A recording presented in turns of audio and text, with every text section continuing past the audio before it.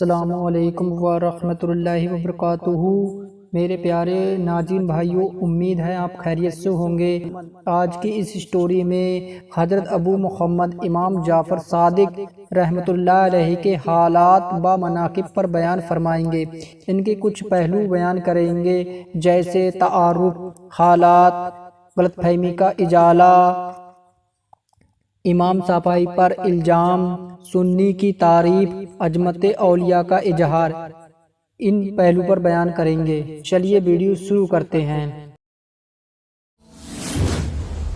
Islamic آل India net work channel کو subscribe, ساتھ ہی بیل press کرنا نہ بھولے اور ساتھ ہی لائک شیئر کرے۔ نمبر 1، تعارف۔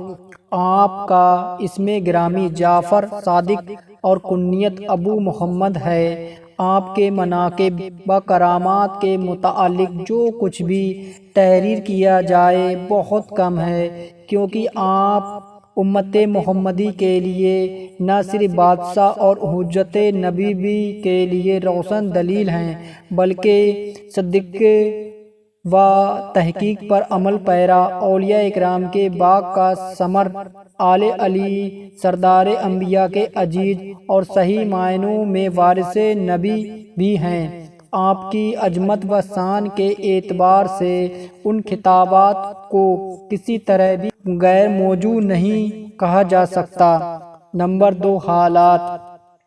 آپ کا درجہ صحابہ اکرام کے بعد ہی آتا ہے، لیکن اہل بیت میں شمولیت کی وجہ سے نہ صرف باب طریقت ہی میں آپ سے ارشادات منقول ہے، بلکہ بہت سی روایت بھی ہے، اور انہی کثیر ارشادات میں سے بعض چیزیں بطور سعادت ہم یہاں بیان کر رہے ہیں، اور جو لوگ آپ کے مسلک پر عمل پیرا ہیں وہ گویا 12 امام کے مسلک پر گامزن ہیں، کیونکہ آپ کا مسلک 12 امام کے مسلک کا قائم مقام ہے۔ اگر صرف تہاں آپ ہی کے حالات و مناقب بیان کر دیے جائیں تو وہ 12 امام کے مناقب کا ذکر تصور کیا جائے گا۔ آپ نہ صرف مجموعے کمالات و پیشوائے مشائخ ہیں، بلکہ ارباب ذوق اور عشاق و زہاد کے مقتدا بھی ہیں۔ نیز آپ نے اپنی بہت سی تصانیف میں رمز خداوندی کو بڑے اچھے پیرائے میں واضح فرمایا ہے، اور حضرت امام باقر کے بھی کثیر مناقب روایت کیے ہیں۔ نمبر 3، غلط فہمی کا ازالہ۔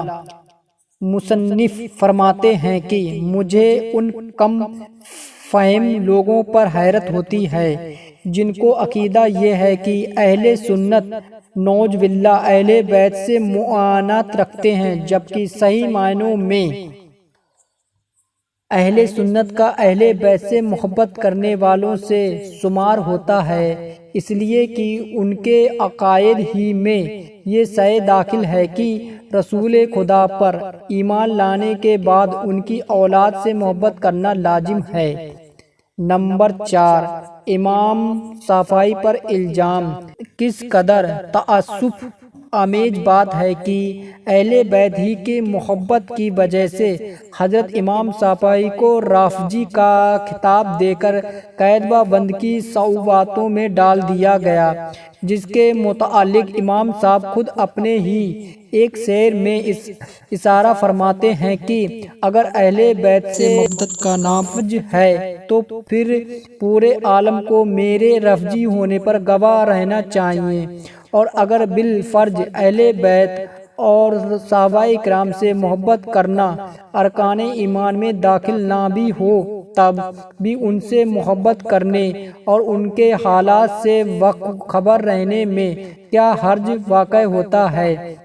اس لیے ہر اہل ایمان کے لیے ضروری ہے کہ جس طرح حضور اکرم کے مراتب سے آگاہی حاصل کرتا ہے، اسی طرح خلفائے راشدین و دیگر صحابہ اکرام اور اہل بیت کے مراتب کو بھی حسب مراتب افضل تصور کریں۔ نمبر 5، سنی کی تعریف۔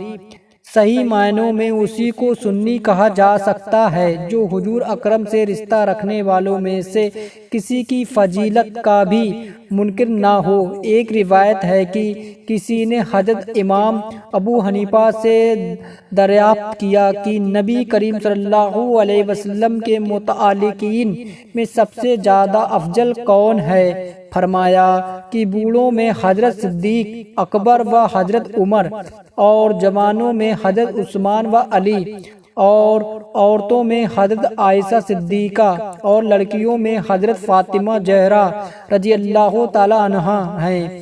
نمبر 6، عظمت اولیاء کا اظہار۔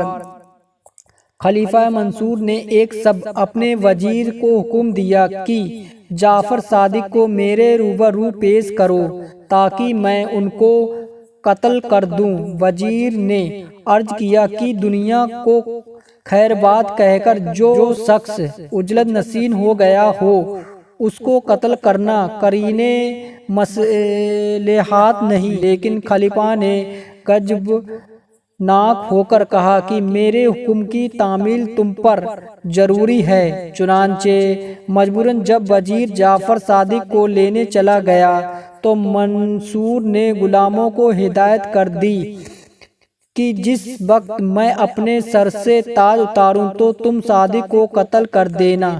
لیکن جب وزیر کے ہمراہ آپ تشریف لائے تو آپ عظمت و جلال سے خلیفہ کو اس درجہ متاثر کیا وہ اضطراری طور پر آپ کے استقبال کے لیے کھڑا ہو گیا، اور نہ صرف آپ نے فرمایا کہ میرے سب سے اہم حاجت و ضرورت یہ ہے کہ آئندہ پھر کبھی مجھے دربار میں طلب نہ کیا جائے کہ میری عبادات و ریاضت میں خلل واقع نہ ہو۔ چنانچہ منصور نے وعدہ کر کے اجازت و احترام کے ساتھ آپ کو رخصت کیا، لیکن آپ کے دبدبے کا اس پر ایسا اثر ہوا کہ لرزہ ور انداز ہو کر 3 روز بے ہوش رہا۔ لیکن بعض روایت میں ہے کہ 3 نمازوں کے قضا ہونے کی حد تک غصی طاری رہی۔ بہرحال خلیفہ کی یہ حالت دیکھ کر وزیر و غلام حیرت زدہ ہو گئے۔ جب خلیفہ سے اس کا حال دریافت کیا تو اس نے بتایا کہ جس وقت جعفر صادق میرے پاس تشریف لائے تو ان کے ساتھ ایک اتنا بڑا اژدہا تھا جو اپنے جبڑوں کے درمیان پورے چبوترے کو گھیرے میں لے سکتا تھا، اور وہ اپنی زبان میں مجھ سے کہہ رہا تھا کہ اگر تو نے ذرا سی بھی گستاخی کی تو تجھ کو چبوترے سمیت نگل جاؤں گا۔ چنانچہ اس کی دہشت مجھ پر طاری ہو گئی، میں نے آپ سے معافی طلب کر لی۔ اس کا آگے کا بیان اگلی ویڈیو میں بتائیں گے۔ تب تک ہمارے اسلامک آل انڈیا نیٹ ورک چینل کو دیکھتے رہیے۔ ملتے ہیں اگلی ویڈیو میں۔